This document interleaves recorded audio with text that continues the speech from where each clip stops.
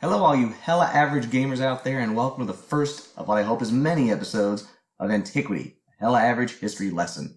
As it may come as no surprise to many of you loyal listeners out there, my absolute favorite game series of all time is Final Fantasy. Why not? With its fantastic setting, characters, world building, combat system, the series has become a staple of the gaming industry and a worldwide phenomenon, with many titles earning universal acclaim, even a few being declared the greatest game of all time. With such lofty accolades, you may be hard-pressed to believe that Square Enix at one point in time was not doing so well and was almost financially ruined. So how did this series come to be? How did it not only save a relatively unknown game company from ruin, but turn into one of the biggest game developers of today? Well, to answer that question, we're going to have to drive all the way back to the 1980s, to the far-off land of ramen and hentai, known as Japan. We first have to travel to the 1960s, where in November of 1962, in Hitachi, Ibaraki, Japan, a young man was born by the name of Hironobu Sakaguchi.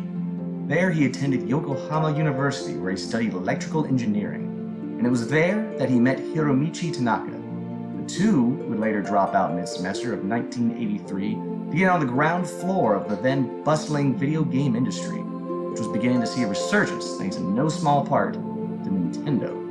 Sakaguchi found himself a part-time employee of a relatively small game company known as Square. Now at this time, Square had been developing several titles ranging from racing games and platformers to simple RPGs for the Famicom. Such titles included 3D Battles of World Runner and King's Knight.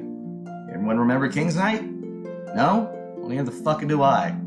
That shows you how bad off they were back then. In September of 1986, Square spun off from the Den Yu Sha Corporation and became an independent game company officially named Square Co. Limited. Sakaguchi then became a full-time employee as Director of Planning and Development of the company. Sakaguchi helped develop several titles for the Famicom, but found little success as his games failed to find much of an audience. This caused Sakaguchi to question his chosen career path and whether he was qualified to be a game writer. Square was also on the rocks with declining game sales and lowering profits. The company was in the red with no foreseeable turnaround in the future. And unless they developed a hit game, and soon, they would have to declare bankruptcy and shutter their doors indefinitely. In 1987, Sakaguchi pitched an idea. He wanted to make a new RPG, drawing inspiration from such successful titles as The Legend of Zelda, Ultima, and even the flagship series of their chief rival Enix, Dragon Quest. He had been wanting to make an RPG for some time now, but fearing low sales, Square had turned him down. However, with not many prospects on the horizon and the success of the Dragon Quest series, Square decided to roll the dice and give Sakaguchi the go-ahead to make his game. Sakaguchi began work immediately. Not only was this title important for the future of Square, but for Sakaguchi as well. If his game failed to be a success, Sakaguchi planned to leave the video game industry and re-enroll at university. The game was originally to be named Fighting Fantasy, as Sakaguchi was adamant that the title of the game contained the initials FF, which, as he stated, sounded good in Japanese. Unfortunately, Fighting Fantasy had already been taken by a role-playing game book series of the same name. Sakaguchi then decided to dub the game Final Fantasy, his possible final entry in the industry. Final Fantasy was developed by a team of 7 members Square had dubbed the A-Team. And although B.A. Baracus was not included, members included Akitoshi Kawazu, who helped develop the battle system. Kawazu developed the system based on the extremely popular Western tabletop RPG Dungeons & Dragons, of which he was a fan. One element he introduced into the game was the concept of elemental weaknesses, which up to that point had never existed in JRPGs. He also advocated for players to be able to choose their party, creating character classes, stating that the fun in an RPG begins when you create a character. Sakaguchi agreed. Another member was Kenji Terada, who helped develop the setting of the game based on the story provided by Sakaguchi. Terada was said to be heavily influenced by crystals, which would go on to become a staple of the series. On the issue of character design, Terada suggested an artist at the time known simply as Yoshitaka Amano. However, Sakaguchi declined as he had never heard of Amano or seen any of his work. Sakaguchi later showed team members Koichi Ishii drawings he had found in magazine clippings.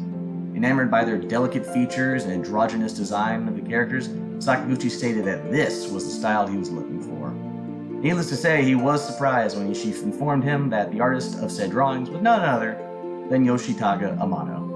The music was developed by now legend Nobuo Uematsu, marking his 16th gaming composition. His exceedingly simple arrangement entitled Prelude would go on to become the official theme of the Final Fantasy series and one of the most iconic and recognizable pieces of video game music of all time.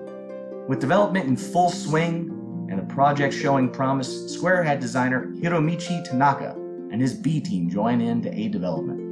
Sakaguchi and his team were already very unpopular with Square and saw this as a lack of faith in their efforts. However, this motivated Sakaguchi and his staff to tell the others to suck it and motivated them even further to prove themselves and make Final Fantasy a success.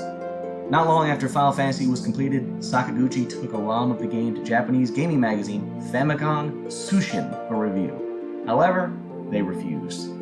Discouraged, but not out, Sakaguchi took Final Fantasy to the popular gaming magazine Famitsu. Famitsu not only reviewed the game, but they gave it extensive coverage in their following issues.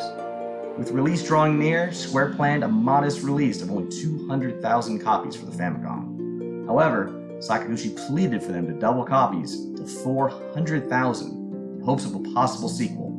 Square agreed. On December 18, 1987, just in time for the holiday shopping season, Final Fantasy was released to the public for the Famicom game system. The game received both critical and commercial success, receiving high praise from critics and high sales from consumers. With the success of Final Fantasy, Square decided to port it over to American audiences. With extensive coverage from Nintendo Power, the game was able to sell over 700,000 copies, making it a rather modest success. To this day, Final Fantasy has become one of the most popular and well-renowned series of all time, with the original game receiving many accolades. IGN ranked it as the 11th best game on the NES, calling the game class system diverse and praising its use of vehicles on the overworld for ease of travel. Famitsu voted the 63rd best game of all time in 2006. Game FAQs ranked it at 76th in 2005. Nintendo Power ranked it 49th in their top 200 best games of all time and the 19th best NES game in 2008. Final Fantasy went on to not only be a success, but also to heavily influence RPGs and play a major role in legitimizing and popularizing the genre. As for Sakaguchi, his role in the company was cemented and his legacy only grew. He stayed on and helped produce the remaining Final Fantasies, and in 1991, after the success of Final Fantasy IV, he was honored with the position of Vice President of Square. The last game he directed was Final Fantasy V, becoming producer of further installments. And in '95, he became president of Square's American division. He later went on to executive produce other games, such as Vagrant Story, Parasite Eve, and the now exceedingly popular Kingdom Hearts series.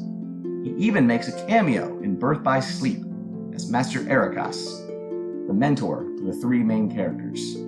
He also received a Hall of Fame award for the Academy of Interactive Arts and Science. He now lives today in Honolulu, Hawaii. As for Final Fantasy, needless to say, it went on to become a major success and helped bring Square Enix back from the brink of death.